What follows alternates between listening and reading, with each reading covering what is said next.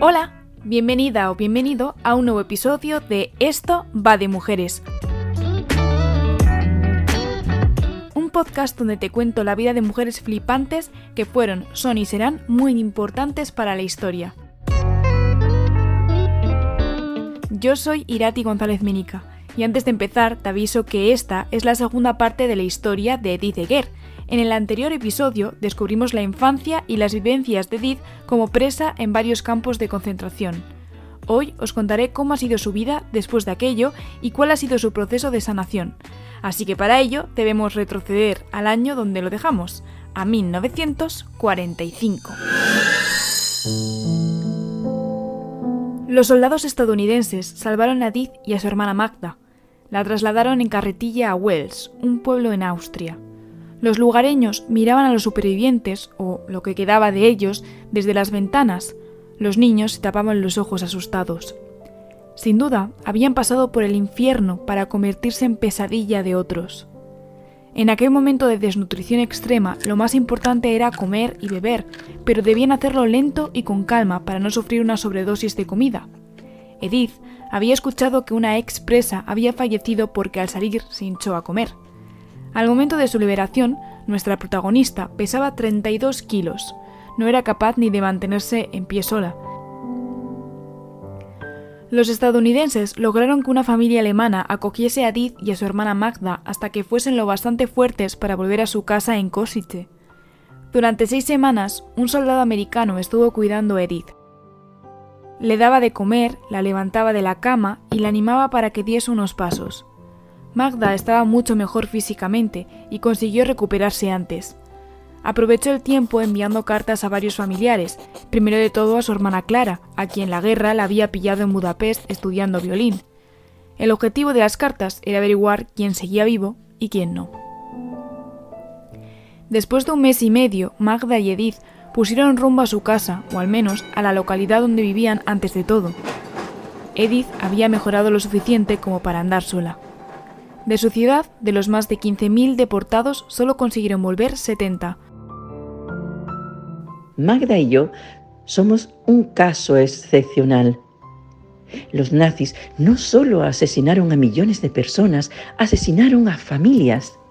Cuando llegaron a Praga, de camino a Košice, Edith se paró a observar los escaparates y la vida urbana. Soñó volver a ser un habitante más de algún sitio.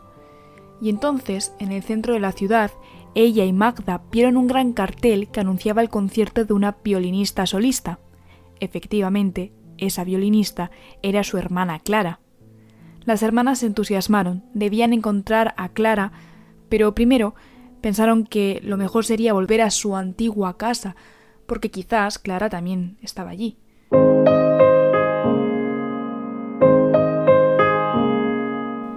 Al acercarse a la casa donde salieron hacía 1 año y medio, y en medio de los recuerdos que las inundaban, de repente vieron a Clara salir por la puerta sosteniendo su funda de violín.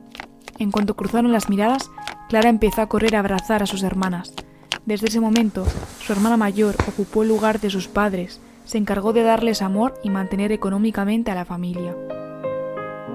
Magda y Edith se pasaron 1 semana en la cama, desnudas y cubiertas de calamina para curar sus cuerpos de las heridas. Clara les contó que consiguió escapar y que vivió en casa de su profesor por un tiempo. Luego la internaron en un convento. Después de que un día descubrieron su tapadera y descubrieran que era judía, escapó y regresó a Budapest. Tras varias semanas de cuidados que Clara le daba, Edith no mejoró, así que decidieron ir al hospital. El doctor Gavi le diagnosticó fiebre tifoidea, neumonía, pleuritis y fractura de espalda. Le hizo una escayola removible que le cubría todo el torso.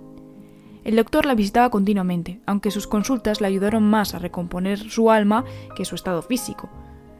Ya que Gaby conoció a Eric en el pasado, Edith aprovechó para preguntarle si sabía algo de él. El médico le respondió que Eric fue enviado a Auschwitz y murió en enero, justo un día antes de la liberación. Edith no paraba de llorar, el corazón se le rompió en 1000 pedazos. Sin embargo, al rato se dio cuenta de que el dolor de la certeza le daba consuelo, y acordándose de sus padres, se preguntó qué habría pasado con ellos. Con los días a Edith se le quitó la fiebre, pero el doctor Gaby comenzaba a sospechar que tuviese tuberculosis. Ante la duda, le mandó a los Montes Tatras, donde se encontraba un hospital especializado en dicha enfermedad. Como ninguna de sus hermanas la podía acompañar, le pusieron en contacto con un chico que también iría al hospital para ir juntos en el tren.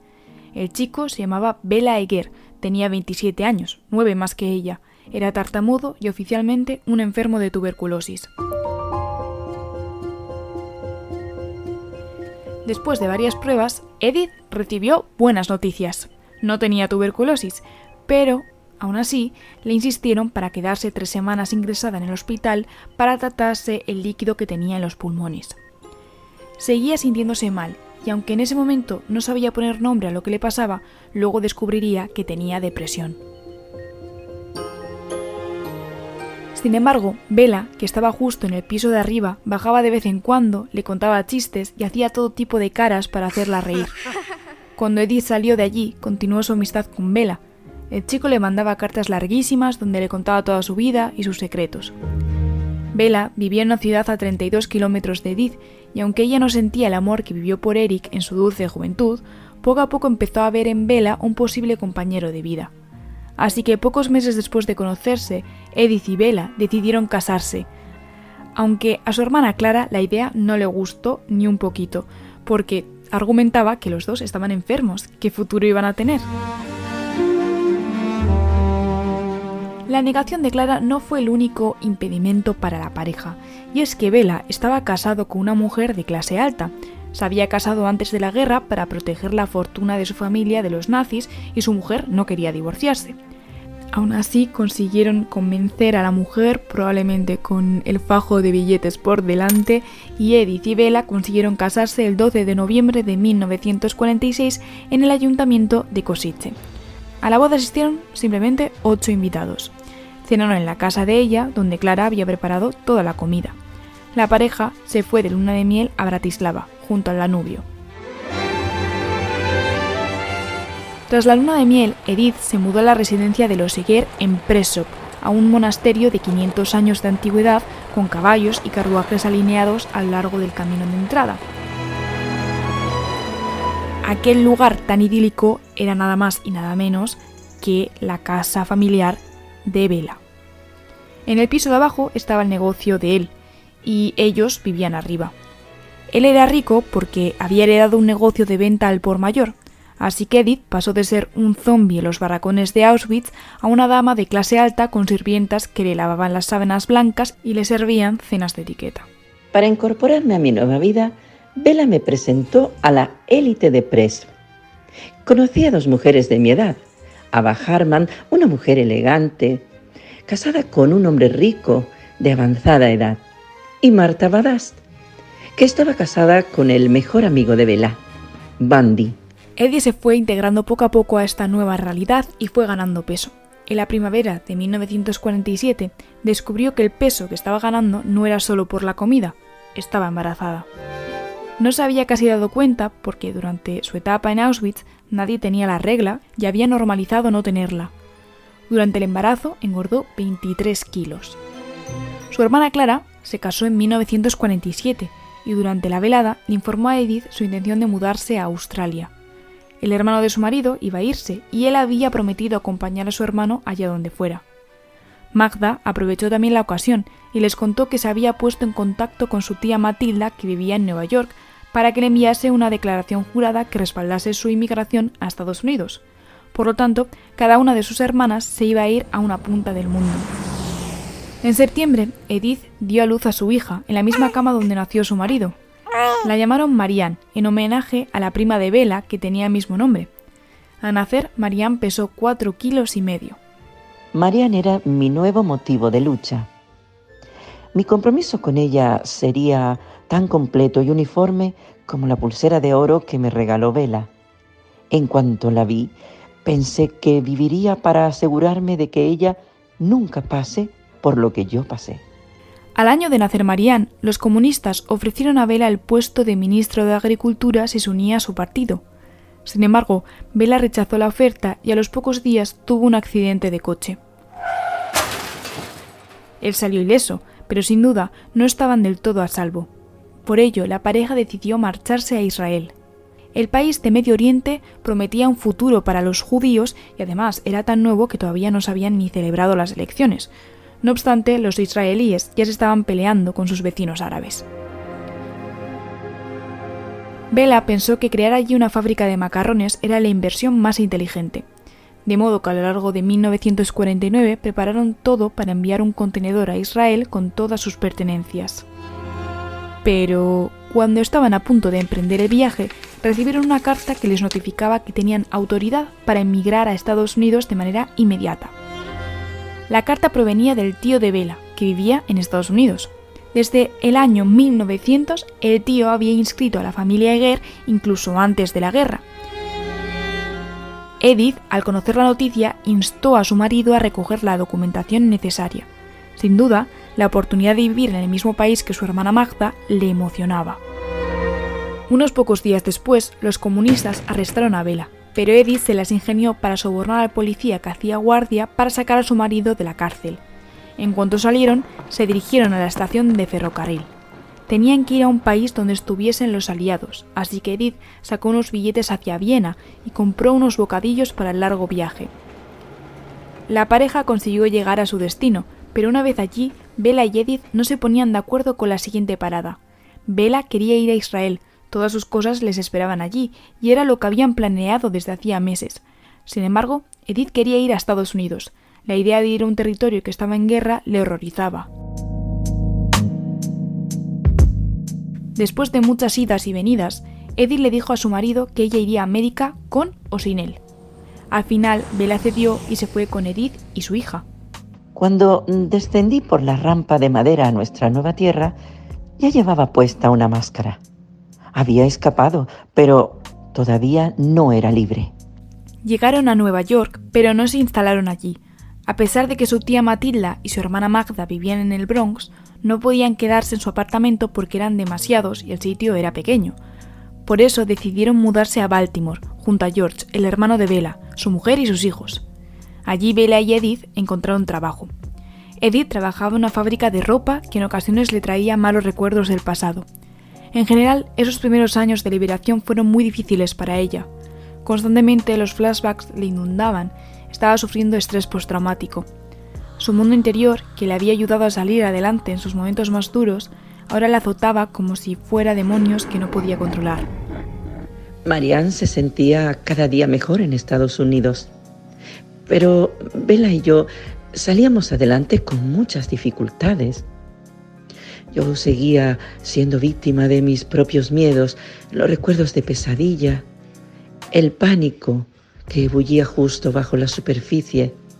Con el tiempo consiguieron ahorrar lo justo para alquilar una habitación con un baño para los tres en el barrio judío de Baltimore. Eventualmente fueron consiguiendo trabajos mejores y cambiaron de casa. En el verano de 1952, su hermana Magda se mudó a Baltimore tras una petición por carta de Edith. Tener a su hermana cerca la reconfortaba de algún modo. Bela y yo ya ganábamos $60 a la semana, lo suficiente como para ir a por nuestro segundo hijo. Me quedé embarazada. Mi segunda hija nació el 10 de febrero de 1954. Llamaron a su segunda hija Audrey, por Audrey Hepburn, que además es una de las protagonistas de la primera temporada de Esto va de mujeres, así que si no te lo has escuchado, ya sabes. Bueno, la familia crecía paralelamente, ya que su hermana Magda también dio a luz en octubre a una niña que llamó Ilona en honor a su madre. Magda se había casado en 1953 con Nat Shillman, un ingeniero naval jubilado, mucho mayor que ella. En el verano de 1955, Edith, Bela y sus hijas se mudaron a El Paso, Texas. Fueron allí porque el primo de Bela les dijo que en la frontera del Paso había más posibilidades de prosperar para ellos. Allí Bela logró un puesto de contable público donde ganaba el doble de dinero que en Baltimore. Edith poco a poco volvía a sonreír de forma sincera. El sufrimiento con el que desembarcó en Estados Unidos se diluía, aunque no desaparecía. El Paso le pareció más europea y cosmopolita que Baltimore. Era bilingüe y multicultural, pero sin una segregación evidente. Poco después de llegar a esta nueva ciudad, en 1956, nació su tercer hijo, John, al que llamaban cariñosamente Johnny. Bella montó por cuenta propia un despacho como contable y se convirtió en referente del sector para todos los inmigrantes triunfadores en El Paso. En ocasiones, Edith trabajaba en su despacho a tiempo parcial. Sus vidas se iban haciendo más cotidianas. Tenían una gran casa, incluso construyeron un anexo al edificio principal para que cada uno de sus 3 hijos pudiese tener una habitación propia. Audrey era muy buena con la natación, siempre se clasificaba para competir. Marianne aprendió a tocar el piano y daba conciertos como los que daba Magda cuando eran niñas. Edith asistía a clases de inglés en la Universidad de Texas para mejorar su acento. En 1959, su inglés llegó a ser lo suficientemente bueno para poder matricularse como estudiante universitaria en el grado de psicología. Tenía 32 años, pero su edad no le frenó para retomar sus estudios. En clase tomaba los apuntes en húngaro y Bella le ayudaba a redactar los trabajos en inglés. Sin embargo, no todo era fácil. Su hijo Johnny sufría una parálisis cerebral atetoide, causada probablemente por una encefalitis antes de nacer que afectaba a su control motor. Bella no aceptaba que su único hijo varón fuera así y mostraba sus frustraciones gritando y estando constantemente malhumorado. Edith tenía claro que iba a luchar para sacar a su hijo adelante y en 1960 acudió a un médico especialista. Este le dijo que su hijo sería capaz de hacer cualquier cosa en el futuro, puede que un poco más tarde que el resto, pero lo haría. Todo dependía del apoyo y dedicación que tuviese la familia con él. Al conocer esta información, Edith decidió dejar las clases en la universidad y se volcó al cuidado y desarrollo de su hijo. Le llevó a clases de logopedia, a sesiones de terapia ocupacional y a todos los especialistas que se le ocurriesen. Cuando era pequeño, Johnny comía con las manos, masticaba con la boca abierta porque no podía hacer otra cosa. Bella lo miraba con tanta desilusión, con tanta tristeza, que yo sentía que tenía que proteger a mi hijo de su propio padre.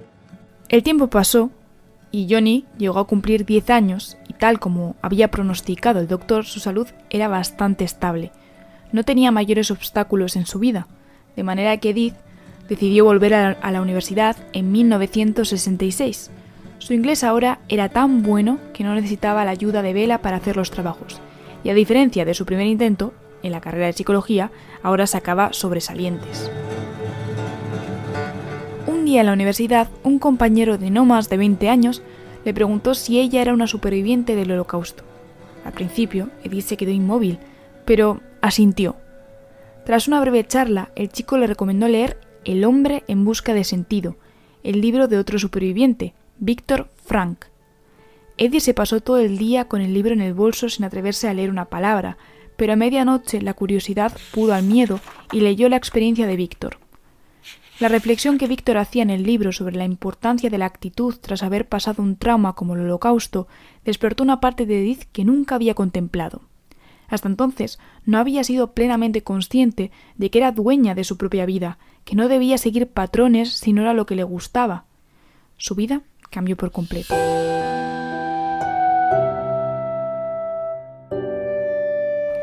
Una de las decisiones drásticas que tomó fue divorciarse de Bella. Sentía que él no le dejaba brillar sola. Sí, le apoyaba en los estudios y tenían grandes charlas, pero cuando socializaban con otros adultos, él se convertía en el centro de atención y ella en una sombra de Bella. De algún modo, Edith no acababa de desarrollar y disfrutar de su personalidad y se sentía oprimida. No llegaba a encontrar su propia identidad. Bella no era un mal hombre, pero era un hombre cínico y malhumorado que Edith no necesitaba a su lado en ese momento. Bella no tenía la culpa de que yo hubiera optado por la negación, de que a menudo mantuviese ocultos mis recuerdos, mis verdaderas opiniones, mis experiencias, incluso a él. Sin embargo, ahora le consideraba responsable de mi prolongado estancamiento. Los meses posteriores al divorcio fueron muy buenos para Edith, se sentía totalmente liberada. En mayo de 1969, Edith, de 42 años, se licenció con honores en el grado de Psicología en la Universidad de Texas, El Paso. Después de la universidad, su primer empleo fue como profesora de estudios sociales en una escuela bilingüe. Después de un año y varios meses de divorcio, Edith se dio cuenta de que el problema no era su relación con Bella, sino ella misma. Sentía el vacío de la pérdida de sus padres y de su infancia que ya nunca iban a volver. Edith y Bela, aunque seguían divorciados, nunca perdieron el contacto y poco a poco volvieron a recomponer su relación desde la amistad. En 1971, después de 2 años divorciados, Bela le volvió a pedir a Edith que se casase con él, y ella aceptó. Esta vez celebraron una boda judía. Se compraron una nueva casa en Coronado Heights con paneles solares y una piscina.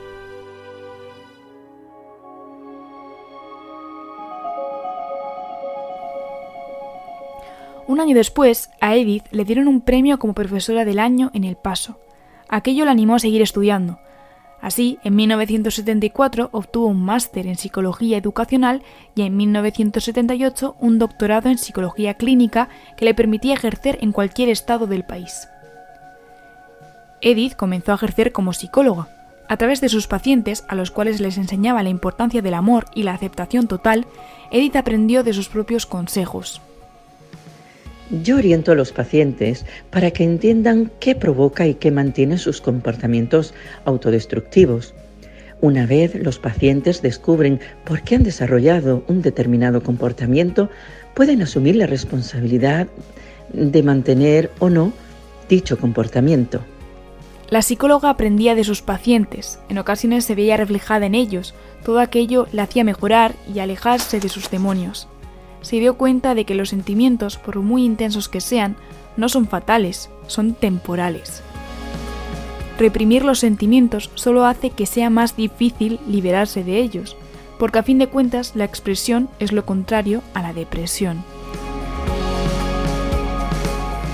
Edith creó una consulta privada. Marianne, su primera hija, también fue psicóloga y madre. A principios de los 80, a Edith, que ya era famosa en el mundo entero por el éxito de sus terapias y charlas, la invitaron a Alemania a dar una conferencia a 600 capellanes. Estando allí, pensó que la mejor manera para cerrar la herida del pasado era volver a Auschwitz. Al principio, creyó no poder volver a ese lugar sin la compañía de Magda. Sin embargo, sus ruegos no fueron suficientes y Magda rechazó la propuesta. Aún así, Edith no se iba a echar atrás, iría acompañada de Bela. Bela y Edith viajaron a Auschwitz en taxi desde Cracovia, donde se estaban hospedando. Lo primero que vio al llegar fue lo mismo que vio hace casi 40 años, el letrero de metal que anunciaba que el trabajo los haría libres. Instintivamente recordó el día que llegaron, cuando su padre, confiado, les dijo que solo estarían allí unos meses trabajando y que luego serían libres. Aquel día, en 1980, el cielo estaba gris y Bela y ella se unieron a un grupo de 8 o 10 turistas con los que harían la visita en el campo de concentración. En las primeras salas vieron maletas, cuencos, platos y vasos, miles de gafas amontonadas, ropa de bebé y una urna de cristal de 20 metros llena de cabello humano. La guía les contó que en Auschwitz murieron más de 1 millón de personas. Aquí, en el cementerio más grande del mundo, no hay ni una sola tumba. Únicamente en los espacios vacíos donde se encontraban los hornos crematorios y las cámaras de gas, destruidos apresuradamente por los nazis antes de la liberación. Las parcelas de tierra desnudas donde murieron mis padres.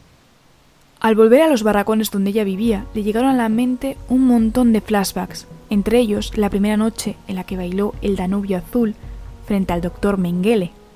Entre toda la montaña de emociones, Edith fue capaz de perdonarse a sí misma por admitir en la primera fila que hicieron que su madre era realmente su madre y no una hermana, una realidad que le costó la vida. En aquel momento, Edith dio gracias a la vida por seguir en pie y poder tener la capacidad de contar su historia al mundo para que no vuelva a suceder nunca más. Después de tantos años de tormento, de autodescubrimiento y curación, la psicóloga pudo enumerar los pasos que tuvo que dar para descubrir el baile de la libertad, así lo denominó ella. Primero, asumió la responsabilidad de sus sentimientos, es decir, dejó de reprimirlos y evitarlos y los aceptó como propios. Aceptó que tenía estrés postraumático, que tuvo depresión. El segundo consistió en aprender cómo correr los riesgos necesarios para la autorrealización, es decir, se enfrentó a sus propios miedos para no ser prisionera de ellos. Fue a Auschwitz, a ese lugar en el que sufrió y vivió horrores, para poder librarse de ese recuerdo. Y por último decidió de manera consciente librarse de la herida, dejar atrás el pasado o la pena y afrontar un futuro con optimismo e ilusión. Porque Edith no quería ser una víctima más del Holocausto, sino una superviviente que miraba el futuro con alegría y optimismo. Cuando empecé a contarte esta historia, te dije que esta era la historia de Edith, pero también de su familia, de la familia Elephant, de Ilona, Lajos, Clara, Magda y Edith. Ilona y Lajos perdieron la vida en el primer día que llegaron a Auschwitz. Clara, después de la guerra, se mudó a Australia con su marido y se convirtió en violinista de la Orquesta Sinfónica de Sydney. Tuvo 2 hijas y murió en 2005 con 81 años a causa de un Alzheimer. Magda fue profesora de piano en Estados Unidos y además descubrió 2 de sus grandes pasiones, el bridge y la música gospel.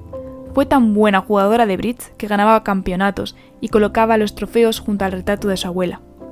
Magda es una de las pocas supervivientes del Holocausto que llegó a vivir 100 años. Murió el 18 de octubre de 2022. Y Edith es a día de hoy una eminencia de la psicología que sigue concediendo entrevistas y llevando su historia a todos los rincones del mundo. Tiene 97 años y vive en San Diego, California, rodeada de sus hijos, nietos y bisnietos. No puedes cambiar lo sucedido. No puedes cambiar lo que hiciste o lo que te hicieron. Pero puedes decidir cómo vivir ahora. Queridísimo amigo, puedes decidir ser libre.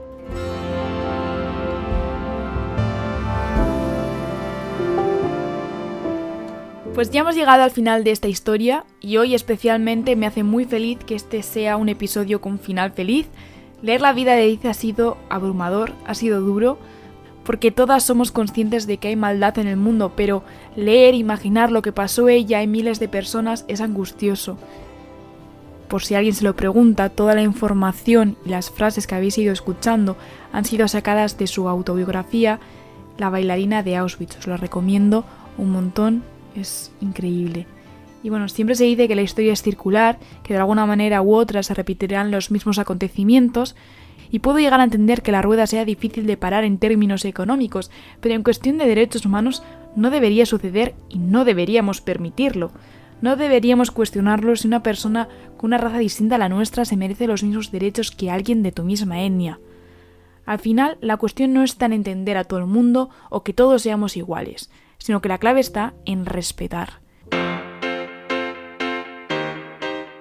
Quiero agradecer un día más a María del Pino por poner voz a las palabras de Edith Eger y espero que no te moleste que comente, pero creo que es algo para valorar muchísimo, y es que María se ha estudiado las 20 y pico frases que habéis escuchado en la primera y la segunda parte y ella es ciega, se las ha estudiado de cabeza. O sea, María, de verdad, es que es increíble el trabajo que has hecho. Muchísimas gracias. También quiero mencionar a Mariona Gallardo y Vergés, que a continuación os va a dar las pistas de la siguiente protagonista. Ya sabéis que habrá nuevo episodio dentro de 2 semanas, pero si eres una persona despistada y todavía no estás suscrita al podcast, pues yo te recomiendo que lo hagas, que le des al botón de seguir, porque así te avisa siempre y no tienes que estar pendiente, simplemente te avisa. Y si estás en Spotify y desplazas el dedo hacia arriba, verás que tienes la opción de escribir un comentario. Creo que el episodio de hoy merece que me digas tu opinión, que me digas si te has quedado con ganas de leer ese libro, esa autobiografía increíble de Edith Eger. Y bueno, ya sabes que tengo Instagram y tengo TikTok, donde me podéis encontrar como @estovademujeres con /s al final. Por ahí os cuento más curiosidades y anécdotas de la protagonista de la semana. Y eso es todo, que estoy hablando de más. Te mando un abrazo muy fuerte allí donde estés. Quédate para escuchar las pistas de Mariona y adiós. La mujer que descubriremos en el siguiente episodio empezó su carrera a los 14 años. Cada movimiento que hace es observado con lupa por sus admiradores y enemigos. Durante sus 18 años de carrera profesional, nuestra futura protagonista se ha reinventado en 11 ocasiones. ¿Alguna apuesta de quién puede ser? Compártelo en los comentarios. Para conocer la respuesta tendrás que esperar 2 semanas. Síguenos y no te lo pierdas.